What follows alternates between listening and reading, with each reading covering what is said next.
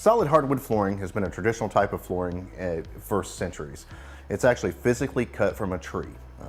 The widths vary, it can be sanded, finished, and stained, makes a very beautiful floor.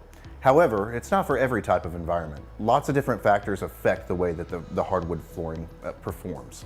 And because it's cut from a tree, the solid hardwood flooring, when the temperature gets hot, the humidity gets into it, it wants to go back to the original shape of the tree. So you'll get a symptom called cupping, where the material will actually bow inward, or you can have a thing called bowing, where it actually bows upwards. So to counteract that, the industry has came up with something called engineered hardwood flooring.